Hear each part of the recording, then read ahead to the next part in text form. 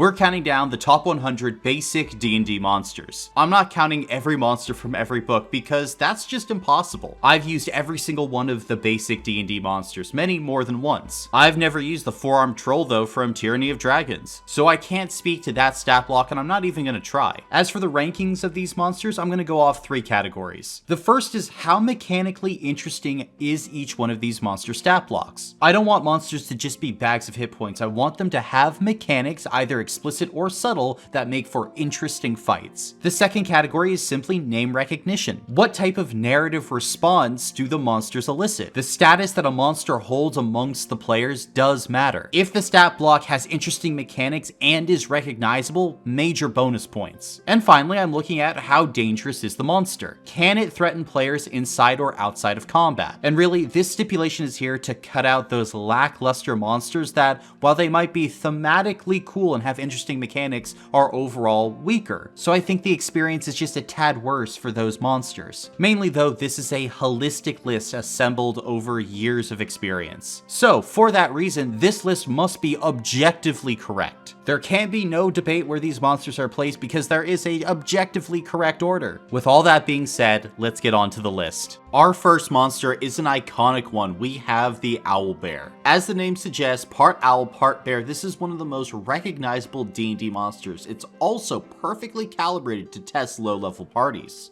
You see, against these lower level parties, the owlbear can seem very dangerous with its competitive damage. However, this is really a facade. Heavily armored martial characters will find the owlbear misses them more times than not, and barbarians will simply be able to tank the damage. While the damage output from the owlbear is high, the average low-level party with smart play can still manage it. Plus, those players who want to try a non-damaging route in combat will also be rewarded. The owlbear's low intelligence and charisma, paired with its middling wisdom, means that magic used to charm or sedate the beast is very effective. This stat block contains so much nuance for a low-level party without all the extra added complexity. And of course, because of how the owlbear looks and how it's a beast, the players can also try and get one as a pet. Every party that I've ever seen who's gotten an owlbear pet has absolutely loved it. So if you've never run an owlbear before, I highly recommend it. And because of this great design and its legendary status within the community, the owlbear just sneaks in at spot number 100. Up next, we have the Shield Guardian coming in at spot number 99. These constructs make for interesting mechanical boss fights. You see, Shield Guardians are magically bound to an amulet, and the holder of this amulet is the one who commands them. Now, these Guardians don't have particularly great damage on average, only doing 11 damage per attack, less than an owlbear. However, a few special features that the Shield Guardian has make up for its lack of damage, such as their ability to guard their master with a shield reaction, the fact that they regenerate hit points every round, and the fact that they can store a spell. Combine all these features together and they make the perfect minions for a boss fight. With their beefy health totals, higher AC, and their regeneration, most lower level parties aren't going to be defeating the Shield Guardians with damage alone. But taking the amulet or killing their boss would stop these constructs in their tracks. Now, killing the master of the Shield Guardians has its own host of problems, mainly that while the master is within 60 feet of the Guardians, half the damage that they take is transferred to the other Guardians. The party has to figure out how to move the boss away or just power through this basically resistance to all damage. Yet I've barely talked about one of the most important features within the Shield Guardian, and this is a feature that hangs over any battle that you run with them. The fact that you can store a 4th level spell inside each Guardian. I love throwing counter spells, a 4th level healing word targeting their boss, or even a fireball in my Shield Guardians. This keeps the party constantly trying to figure out what spell the Shield Guardian is storing within it. You can add so much mechanical complexity for cheap with this monster. Combats no longer become kill all the enemies. It becomes avoid the enemies and kill the controller, which is much more interesting. I wish I saw Shield Guardians being used more in other campaigns, but for right now they're coming in right here at spot number 99. Up next, we have another classic monster, the Rust Monster. These little guys are perfect to terrorize any low-level party. If you want to put your players in a pinch early, send in the Rust Monsters. Whenever you hit a rust monster with a non-magical weapon that's made of metal, or they attack you with their antennae, they will begin to eat away at the metal of your weapons or armor. The rust monster gives a permanent and cumulative debuff that can end up destroying the weapon or armor completely. But really, even if the weapon or armor isn't destroyed, are you ever going to use a -3 longsword ever again? These are creatures that aren't really meant to win a combat themselves, they just eat away, literally, at the party's resources, and they're hard to get away from with 40 feet of movement. The designers have said the rust monster is unaligned. I beg to disagree. These creatures have to be chaotic evil. There is a saving grace from these creatures though, because they're only good at low levels when the group doesn't have magic items. As soon as you get magical weapons and armor, they stop being effective. Which is why I also like to throw them back around at higher level parties as well who have dealt with them at low levels, just so that they can stomp a few bugs. Otherwise, the Rust Monster is a fantastic classic monster from D&D history that your players will absolutely hate, which is why it comes in at spot number 98. Our next monster is the best of the plants, the Shambling Mound. This creature is a group of plant matter that was brought back to life with lightning. It's like if Victor Frankenstein brought back a bush instead of a bunch of cadavers sewn together. I love the Shambling Mound personally because of its versatility. You can throw this thing into any forest or swamp and it still feels natural. Plus, the Shambling Mound is interesting on the mechanical side of things. You see, the lightning absorption feature can lead to all types of hijinks. As DMs, we can build combats with lightning AoE damage that can heal the mound and damage the players, or enemies with lightning damage can do the same thing. Why wouldn't the mage who is fighting the party shoot a lightning bolt through the mound and into the other party members, healing the mound while damaging their enemies? It's a great little trick you can use in combat to make the mound more tanky. Additionally, the Shambling Mound favors targeting a single enemy, which is interesting. Base, the mound has 2 attacks with its slam,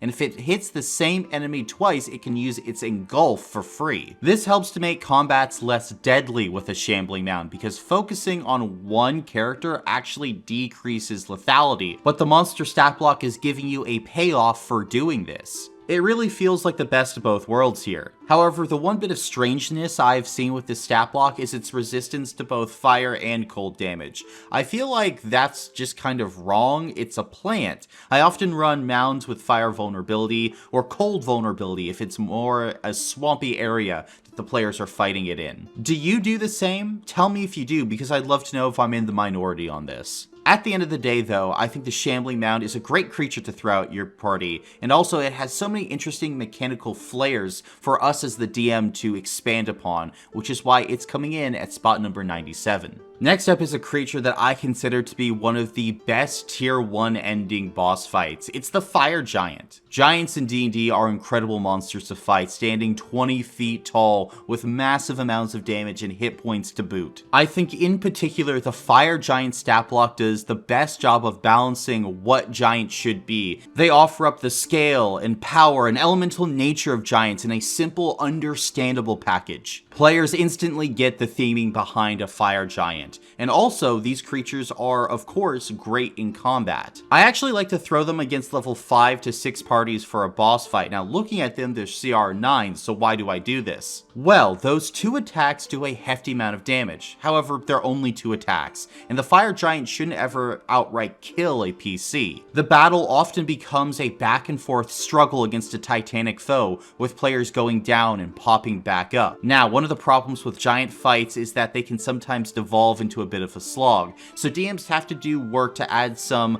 added dynamics to their combats when using these creatures. But I think the Fire Giant is the best mix for these parties. But a level 5 to 6 party is going to be on the edge of their seats the entire time, as each swing of the sword is taking off a large chunk of their hit points. It's usually an epic back and forth battle until the last die is rolled. However, I think Fire Giants are still a great drag and drop enemy at pretty much any level after 5. So for all those reasons, the Fire Giant is coming in at spot number 96. Actually, before moving on, I should probably mention how important it is to set the scene for a Fire Giant. The player should feel the gravitas around this creature. Saying something like the ebony-skinned giant stands twice as tall as an ogre and looks to be thrice as strong, plate armor seemingly crafted from cooled lava scrapes clatters as the giant easily wields a greatsword wider than most shields.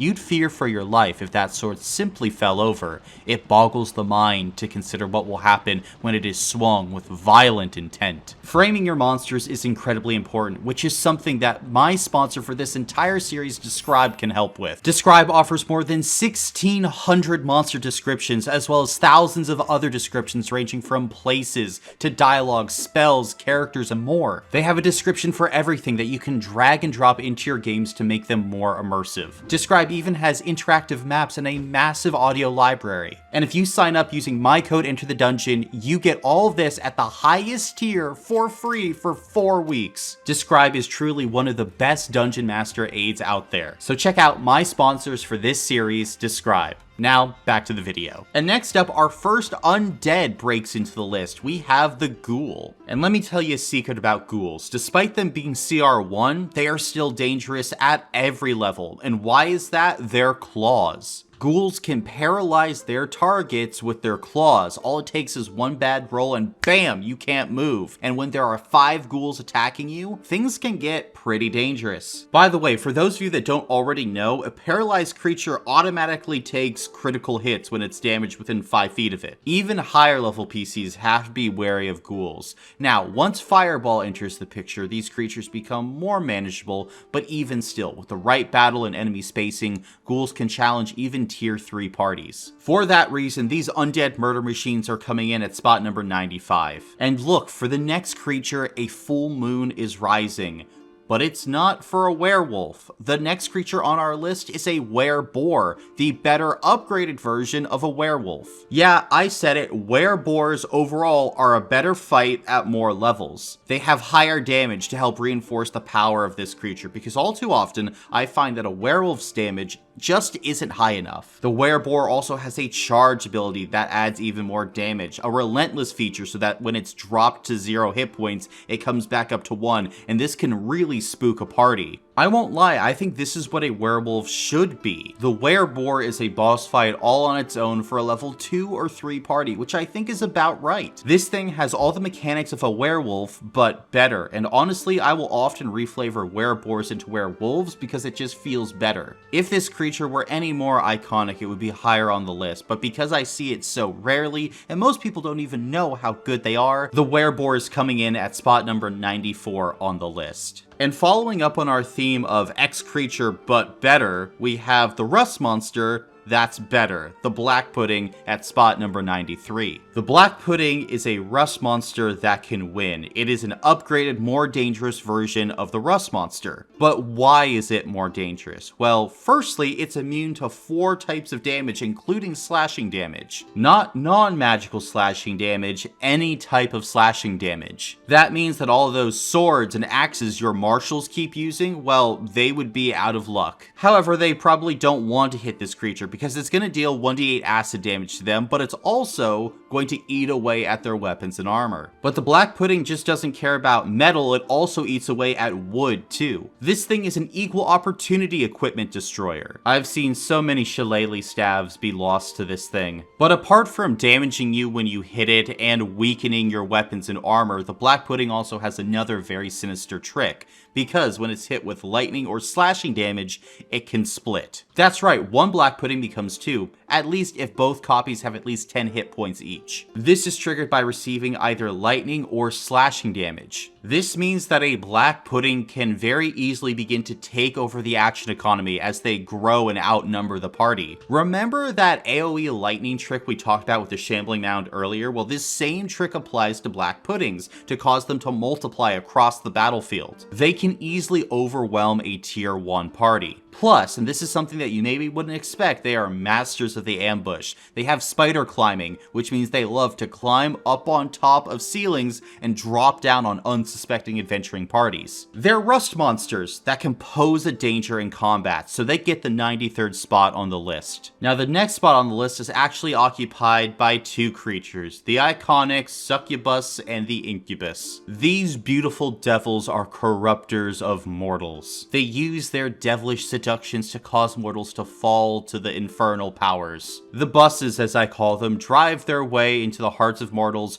park there, and then leave the bus stop a mess. However, surprisingly, they are still highly effective in combat against all classes not proficient in wisdom saves. The buses love to use their charm ability to turn party members against each other. Especially for lower level parties, characters with a low wisdom score might find it very difficult to hit that DC 15 save. However, really, I think these creatures shine outside of combat as great reoccurring villains. Their shapeshifting and the ability to jump into the ethereal plane allows them to escape combats and come back for another day. The party might have a real hard time. The party might have a real difficult time pinning down where this enemy is and finally stopping their reign of terror. Plus, I think the lore for these creatures is great too. You see, the buses don't actually need a devilish contract to get someone to fall to the infernal powers. They require the 3 betrayals: corruption of thought, word, and deed. They must have a mortal think about doing a depraved act, then say they're gonna do a depraved act, and then actually do that act. Once that is done, the soul of the mortal belongs to the bus. I love to sprinkle these creatures throughout my campaign because they make for the perfect puppet master villains. They are the ones causing mortals to fall to sin and vice. If they were just a bit better in combat, the buses would be much higher on the list. But at least right now, in their base forms, they can still be pretty easily overwhelmed by even a low-level party. Combat in the streets isn't necessarily their forte, if you know what I mean. But it's still good enough to get the buses to spot number 92 on the list. And now, completely switching gears, we go from a devil to an angel. At spot number 91, we have the Deva.